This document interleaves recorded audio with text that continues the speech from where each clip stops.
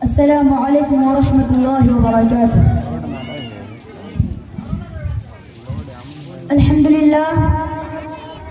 لله رب العالمين، والصلاة والسلام على أشرف الأنبياء والمرسلين ومن تبعهم بإحسان إلى يوم الدين، أما بعد، فأعوذ بالله من الشيطان الرجيم. بسم الله الرحمن الرحيم.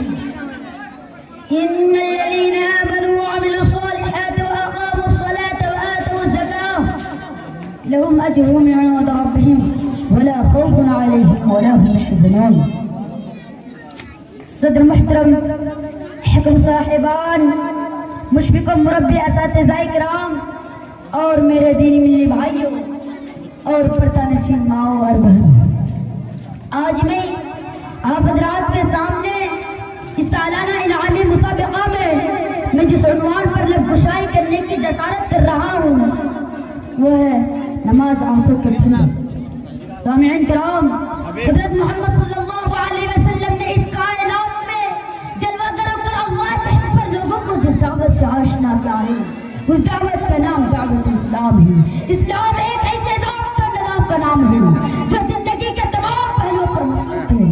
وہ لوگ جو اپنے آپ کو مسلمان کہلائیں اور مومنوں میں شمار کروانا چاہے، ان کے لیے ضروری ہے وہ اسلام کو اسی طرح تسلیم کرے جس طرح کہ محمد صلی اللہ علیہ وسلم کے صحابہ نے تسلیم کیا تھا۔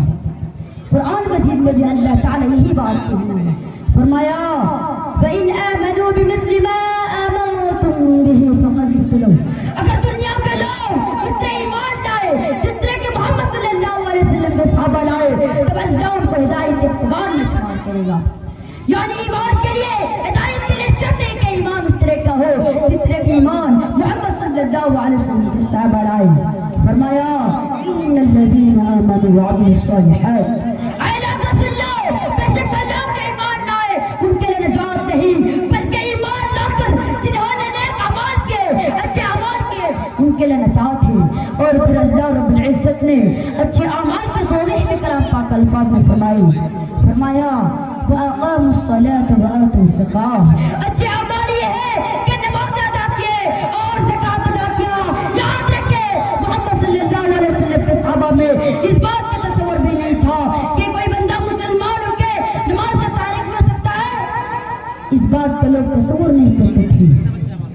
مسلمان اور نماز کا تارک پر بڑی بات ہے، وہ جماعت نماز سے پیچھے نہیں رہنا ہے۔ حدیث پاک میں آیا ہے کہ نبی کریم صلی اللہ علیہ وسلم نے ارشاد فرمایا کہ میرا جی چاہتا ہے کہ میں عشاء کی نماز کے لیے میں کسی اور کو اپنی جگہ کھڑا کروں اور خود مدینہ کی گلیوں میں چکر لگاؤں اور دیکھوں کہ جو شخص مسجد میں آ کر جماعت کے اندر شامل نہیں اس کے گھر کو آگ لگا دوں گا۔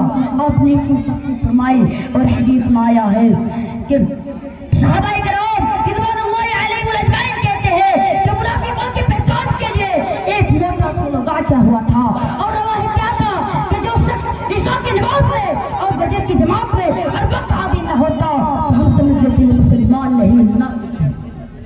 صرف پیچھے رہنے سے لوگوں کو ایسے شخص کے بارے میں نفاق کا شبہ ہو جاتا تھا، اور جو نماز میں حاضر نہ ہوتا جس نے کبھی نماز ادا نہیں کی اس کے بارے میں شریعت اسلام میں کیا کہتی ہے کہ نبی کریم صلی اللہ علیہ وسلم نے یہ بھی فرمایا کہ اے لوگوں یاد رکھو قیامت کے دن بارگاہ ربانی میں سب سے پہلے جو سوال ہوگا وہ نماز کے بارے میں ہوگا۔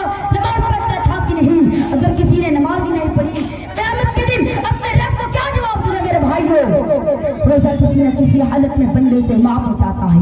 مثال کے طور پر ایسا آدمی جو انتہائی بوڑھا ہو تو وہ ایک مسکین کو کھانا بطور فدیہ دے دے، اسی طرح بوڑھے دائمی مریض کے لیے بھی یہ حکم ہے کہ فدیہ دے دے۔ فرمایا فَعَلَى الَّذِينَ يُطِيقُونَهُ فِدْيَةٌ طَعَامُ مِسْكِينٍ، لیکن نماز ایسا فریضہ ہے کہ اللہ نے اس کو کسی شخص سے معاف نہیں کی ہے۔ نبی کریم صلی اللہ علیہ وسلم نے ارشاد فرمایا کہ نماز اتنا فریضہ ہے کہ کوئی کھڑے ہو کر نماز نہیں پڑھ سکتا تو بیٹھ کر پڑھے۔ ایک صحابی نے فرمایا اللہ کے رسول ایک آدمی بیٹھ کر بھی نماز نہیں پڑھ سکتا۔ آپ نے فرمایا لیٹ کر پڑھ لے، یہ نہیں کہا کہ جو بیٹھ کر نماز نہیں پڑھ سکتا اس سے معاف ہے، کہا بیٹھ کر نماز نہیں پڑھ سکتا تو لیٹ کر پڑھ لے۔ کسی نے کہا اللہ کا رسول ایک آدمی لیٹ کر بھی نماز نہیں پڑھ سکتا۔ آپ آپ نے فرمایا اشارے سے پہلے جس کا ہوش و حواس قائم رہے اللہ نے اسے نماز معاف نہیں کی ہے. اور ہمیں اللہ تعالیٰ سے دعا ہے کہ اللہ تعالیٰ ہمیں پنجگانہ نماز کا پابند بنائے اور ہمیں صحیح معنوں میں مومن اور سچا مسلمان بننے کی توفیق عطا فرمائے. آمین. وآخر دعوانا ان الحمد للہ رب العالمین. السلام علیکم ورحمۃ اللہ وبرکاتہ.